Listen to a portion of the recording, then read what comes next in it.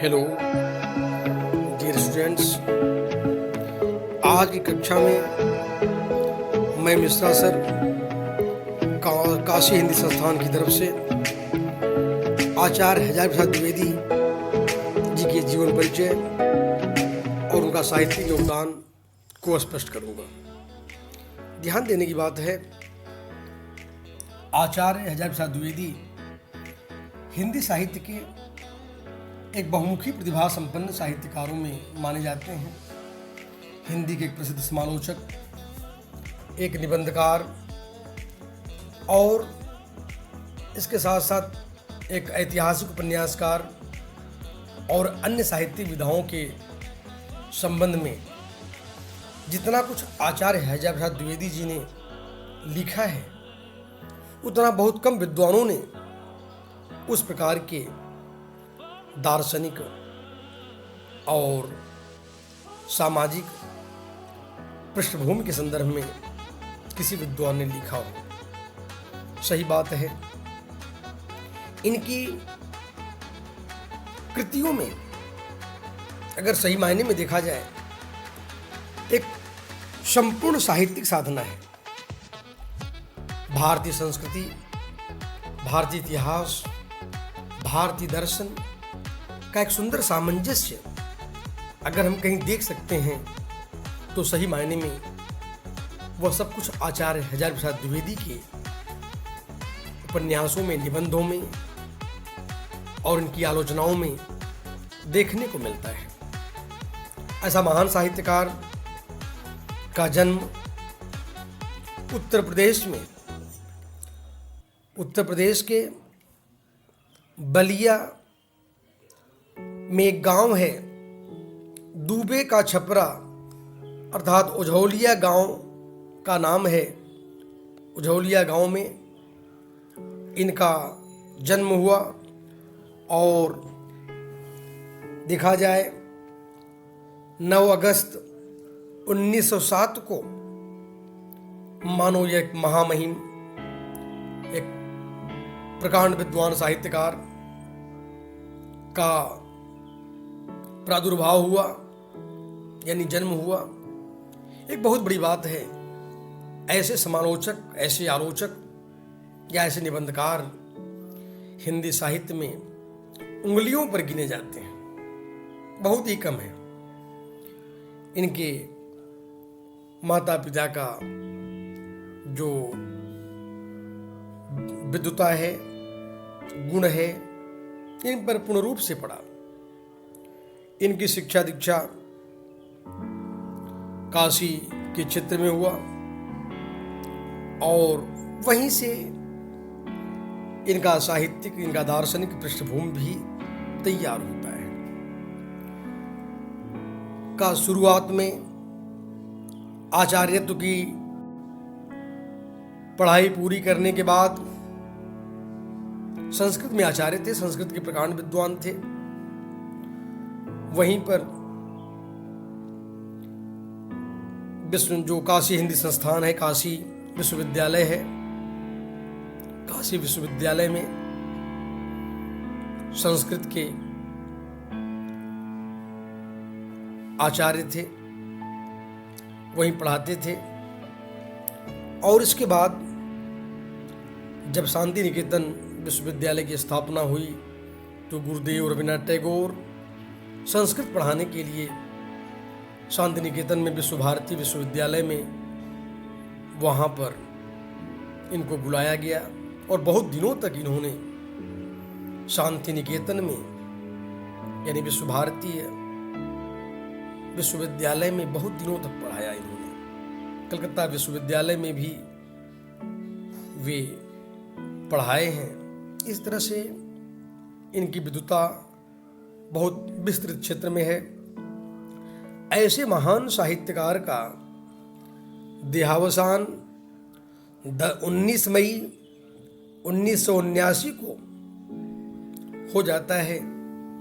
सही बात तो यह है कि केवल मात्र 72 साल की उम्र में इन्होंने हिंदी साहित्य को बहुत कुछ दिया और कलकत्ता विश्वविद्यालय में जब हजारी प्रसाद द्विवेदी जी जब पढ़ा रहे थे तो उन्होंने एक बहुत अच्छी बात कही हिंदी भाषा के संदर्भ में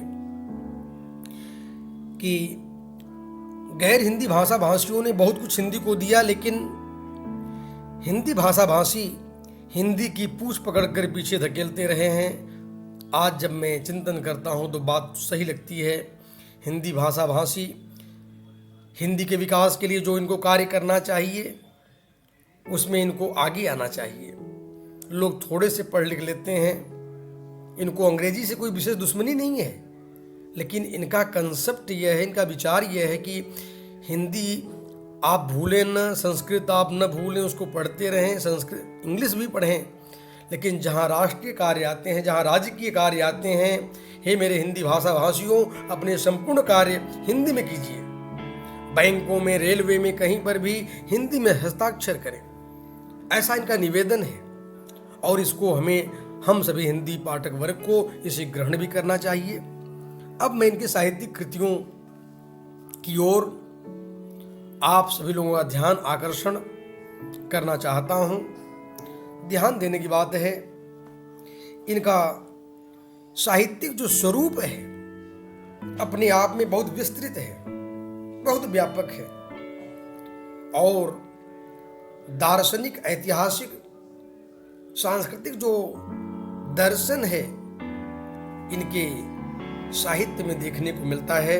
आप किसी से अनुमान लगा सकते हैं इनकी कृतियों में इन्होंने आलोचनात्मक पुस्तक बहुत सारी लिखी हैं। इतनी सारी आलोचनात्मक पुस्तक हिंदी का शायद ही कोई विद्वान लिखा हो। ध्यान देने की बात है। सूर साहित्य, हिंदी साहित्य की भूमिका। हिंदी साहित्य का आदि काल प्राचीन भारत के कलात्मक विनोद, कबीर, नाथ संप्रदाय, आधुनिक हिंदी साहित्य का विचार, साहित्य का मर्म, मेघदूत एक पुरानी कहानी, लालित तत्व का साहित्य, सहचर, कालिमा की लालित्य योजना, मध्यकालीन बोध का स्वरूप, हिंदी साहित्य का उद्भव और विकास, मृत्युंजय रविंद्र, सहज साधना। इस तरह से हम देख सकते हैं कि हिंदी साहित्य के इतिहास लेखन में, यानी हिस्ट्री ऑफ हिंदी लिटरेचर, जो बहुत बड़ा पृष्ठभूमि है आप कह सकते हैं हिंदी साहित्य के इतिहास लेखन में। अगर रामचंद्र शुक्ल ने उस नींव के ईंट को रखा तो उस पर भव्य इमारत अगर किसी इतिहासकार ने रखा है तो वह श्रेय सही मायने में आचार्य हजारी प्रसाद द्विवेदी को जाता है। अब मैं इनके निबंध संग्रह की ओर आप लोगों का ध्यान केंद्रित करना चाहता हूं। अशोक के फूल, कल्पलता, विचार और वितर्क, विचार प्रवाह, कुटज, कल्पतरु, गतिशील चिंतन, साहित्य सहचर, इस तरह से निबंध संग्रह भी कई इन्होंने लिखा। यह जो क्षेत्र है केवल किताबों की संख्या की बात नहीं, जैसे आजकल बहुत साहित्यकार किताबों की संख्या बढ़ा देते हैं, लेकिन निबंध संग्रह और इनके जो साहित्यिक जो भूमिका है बहुत बड़ी है, बहुत विराट है। आजकल के कवियों से कोई तुलना नहीं है इनकी। बाण, अब ध्यान दें, हम उपन्यास को केंद्रित करूंगा। इन्होंने कुछ उपन्यास भी लिखे हैं जो कि बहुत ऐतिहासिक उपन्यास हैं। बाण भट्ट की आत्मकथा, चारु चंद्र लेख, पुनर्नवा, अनाम दास का पोथा, और इसके अतिरिक्त अन्य साहित्यिक विधाएं भी इन्होंने लिखी हैं। संक्षिप्त पृथ्वीराज रासो, संदेश रासक, सिख गुरुओं का पुण्य स्मरण, महापुरुषों का स्मरण, इस तरह से इनके संपूर्ण साहित्यिक कृतियों को अगर हम देखें और उसका अध्ययन करें तो ये बात स्पष्ट हो जाता है कि सही मायने में इतने इस तरह के विद्वान, इस तरह के दार्शनिक विचारक हिंदी साहित्य में बहुत कम देखने को मिलते हैं और इनमें गजब की राष्ट्रीयता, गजब का राष्ट्रीय दर्शन हम सभी लोगों को प्राप्त होता है। ध्यान देने की बात है, अब मैं इनके निबंध शैली के क्षेत्र को उल्लिखित करना चाहता हूँ। इनका जो साहित्यिक शैली है, इनकी जो साहित्यिक जो भाषा का स्वरूप है वो किस प्रकार का है, ध्यान देने की बात है। अगर देखें, आचार्य हजारी प्रसाद द्विवेदी जी प्रकांड विद्वान थे संस्कृत के, इसलिए संस्कृत भाषा का जो स्वरूप है, जो गुण है, जो व्याकरणिक जो दर्शन है, जो भाषा की शुद्धता है, वह सभी कुछ हम इनकी कृतियों में हम प्राप्त करते हैं। यह सब बहुत ही महत्वपूर्ण है। इनकी भाषा शुद्ध साहित्यिक संस्कृत निष्ठ शब्दावलियों से युक्त है। कहीं कहीं इनकी भाषा वह अधिक तत्सम शब्दावलियों की प्रचुरता कारण क्लिष्ट हो जाती है, आम पाठक वर्ग के लिए थोड़ी सी क्लिष्ट बन जाती है, लेकिन फिर भी इनकी जो शैली है वह परिमार्जित है और इनमें प्रांजल व्यवहारिक भाषा भी है। संस्कृत निष्ठ शास्त्रीय भाषा जहाँ एक ओर है, वहीं इनमें साक्षात्कार शैली है।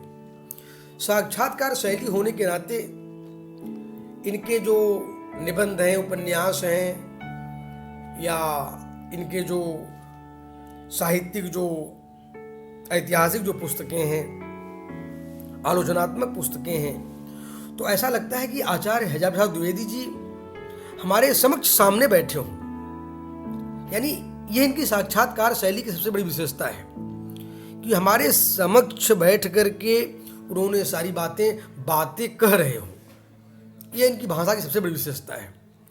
और ध्यान देने की बात है कि इनमें अब अधिक विद्वता के कारण भारतीय संस्कृत, इतिहास, ज्योतिष और विविध धर्मों का ज्ञान होने के कारण इनमें सब कुछ वह दार्शनिक स्वरूप में, इनकी भाषा में वह सीधे स्तर पर उतर आता है।